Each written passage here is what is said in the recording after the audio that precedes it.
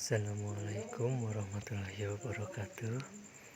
Saya akan menjelaskan fungsi dan ragam bahasa Indonesia.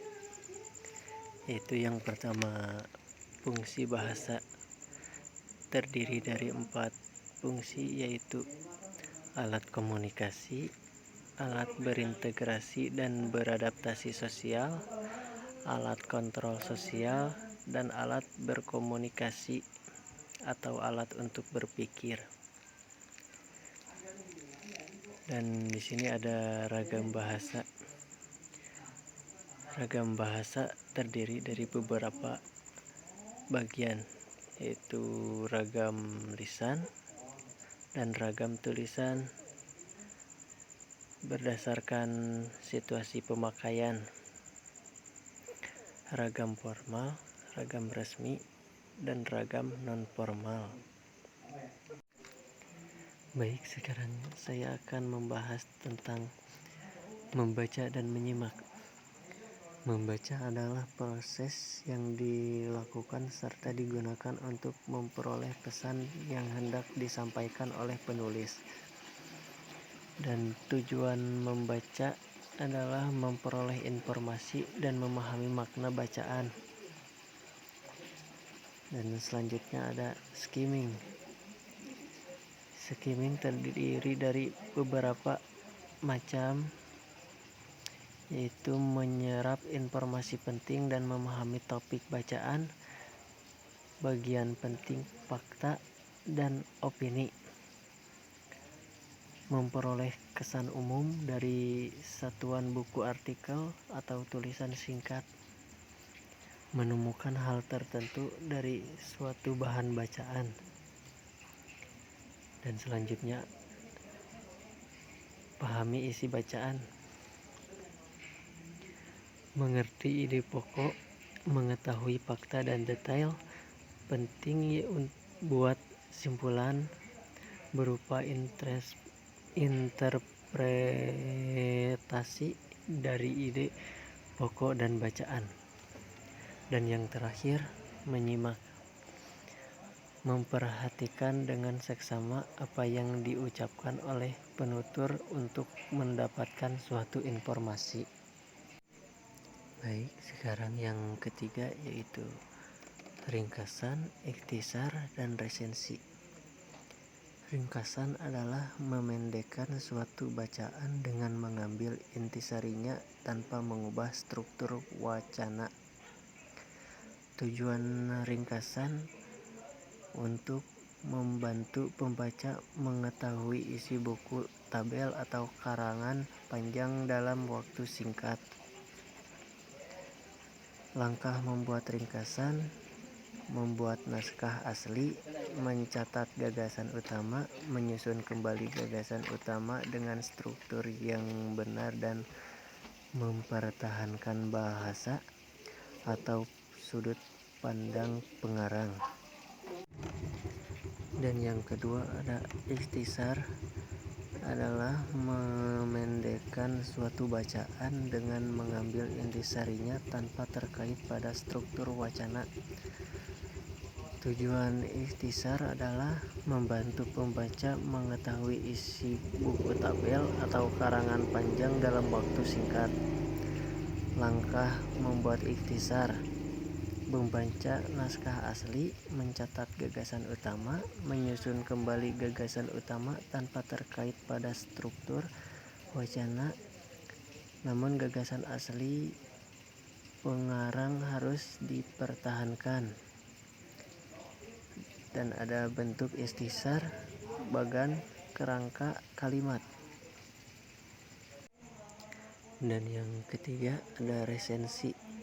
Resensi adalah karangan yang berisi penilaian terhadap suatu karya tulisan.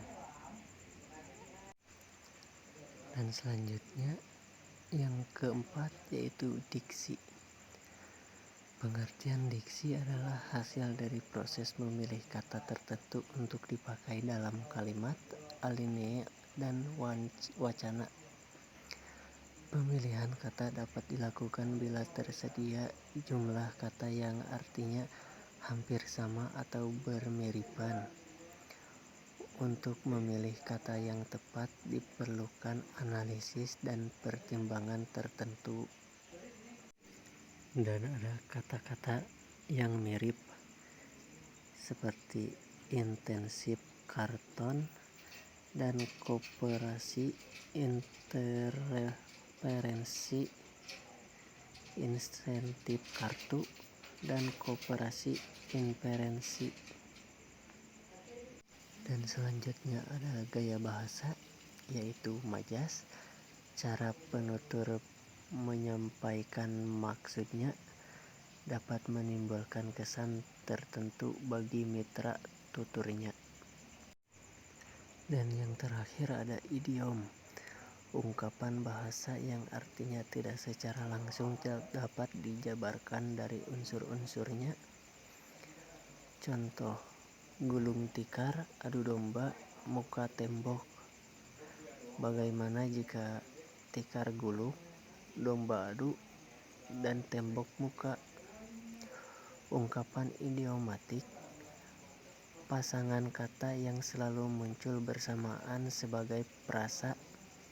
Contoh, pasangan serasi dalam bahasa bertemu dengan dibacakan oleh. Bukan idiom melainkan ungkapan yang berperilaku seperti idiom. Ungkapan idiomatik. Dan yang kelima ada paragraf. Paragraf adalah suatu dasar tulisan yang lebih panjang dari kalimat, tetapi lebih pendek dari tulisan secara keseluruhan.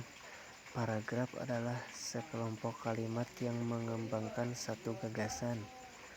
Paragraf mencakupi satu kalimat topik yang memuat gagasan dan diikuti oleh kalimat tambahan yang memperluas, memperjelas, menganalisis, atau menerangkan kalimat topik. Ciri-ciri paragraf. Satu gagasan utama tertuang dalam kalimat topik.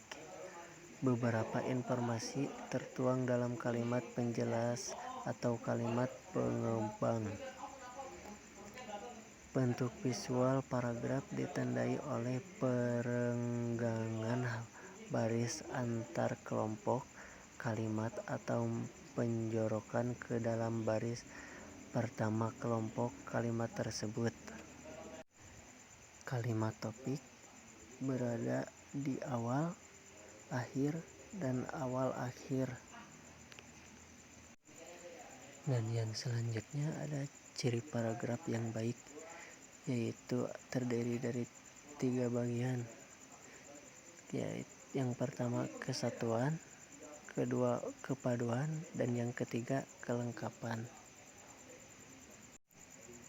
Dan yang keenam yaitu karya ilmiah.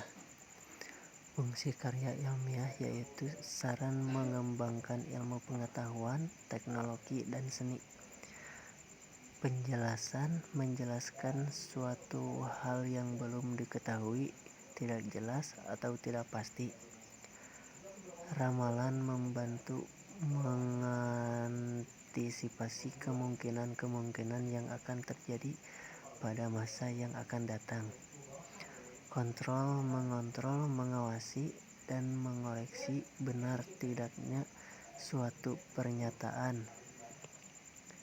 Dan ada sifat karya ilmiah yaitu jujur, bebas prasangka atau data manipulatif, objektif, prinsip analisis hubungan sebab akibat, dan formal, gramatikal, logis, dan efektif.